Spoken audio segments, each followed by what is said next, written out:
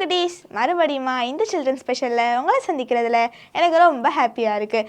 ஏன்னா குட்டீஸ், வார வாரம் புது புது கதை, வசனம், பாட்டு எல்லாம் கேட்டுட்டு வரீங்க தானே. இன்றைக்கும் கூட ஒரு புது ஸ்டோரியோட உங்களை மீட் பண்ண வந்திருக்கேன். ஸ்டோரி மட்டும் இல்லை காய்ஸ், இது உண்மையாகவே நடந்த ஒரு சம்பவத்தை கேட்கலாமா? ஆப்பிரிக்கா தேசத்தில் கிறிஸ்தவ மிஷினரிகள் ஊழியம் செஞ்சுட்டு இருக்கும் போது சும்மா என்ற பாப்பா ஏசப்பாவை ஏற்றுக்கிட்டா. அவளுக்கு ப்ரேயர் பண்ணுறது, பைபிள் வாசிக்கிறதுனா ரொம்ப பிடிக்கும். அவள் சாட்சியான வாழ்க்கையும் வாழ்ந்துட்டு வந்தா. அவளுக்கு மித்தவங்களுக்கு ஹெல்ப் பண்ணுறதுனாலும் ரொம்ப பிடிக்கும்.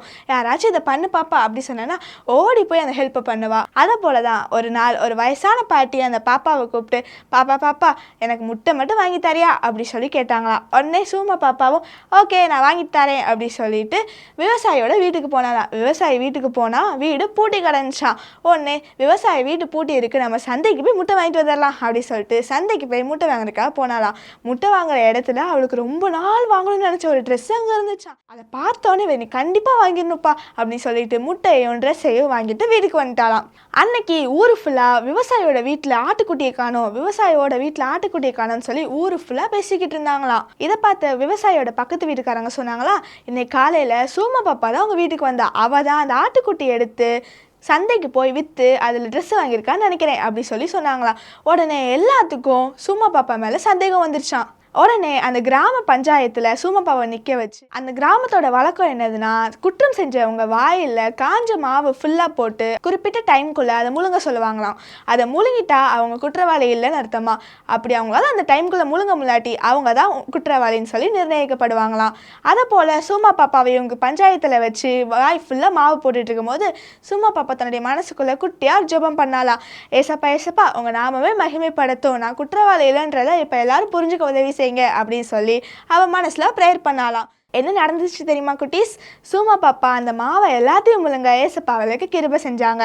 ஆனால் அங்கே இருக்க யாருமே நம்பவே இல்லையா.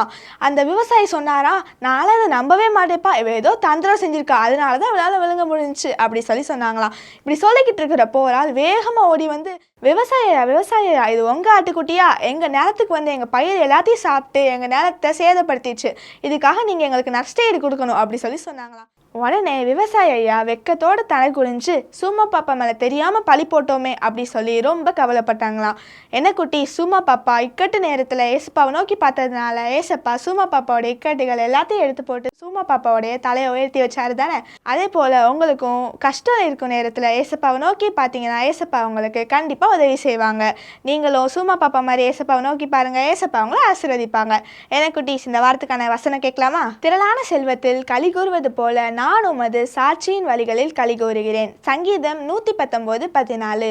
எனக்கு குட்டீஸ், இந்த வாரத்துக்கான பாட்டு கேட்கலாமா?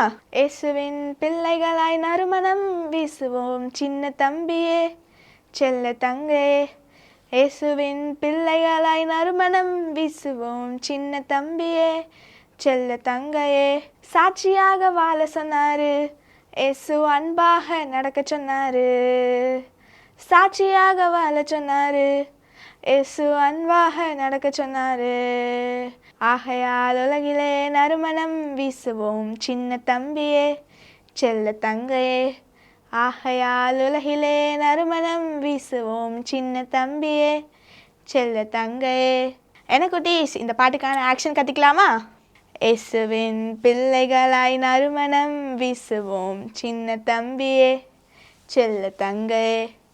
இயேசுவின் பிள்ளைகளாய் நறுமணம் வீசுவோம் சின்ன தம்பியே செல்ல தங்கையே. சாட்சியா வாழ சொன்னாரு, இயேசு அன்பாக நடக்க சொன்னாரு. சாட்சியா வாழ சொன்னாரு, இயேசு அன்பாக நடக்க சொன்னாரு. ஆகையால் உலகிலே நறுமணம் வீசுவோம் சின்ன தம்பியே செல்ல தங்கையே. ஆகையால் உலகிலே நறுமணம் வீசுவோம் சின்ன தம்பியே செல்ல தங்கையே. என்ன குட்டீஸ், இந்த வாரத்துக்கான பாட்டு, கதை, வசனம்லாம் உங்களுக்கு ரொம்ப பிடிச்சிருக்குன்னு நினைக்கிறேன். நெக்ஸ்ட் வீக் பார்க்கலாம். பாய்.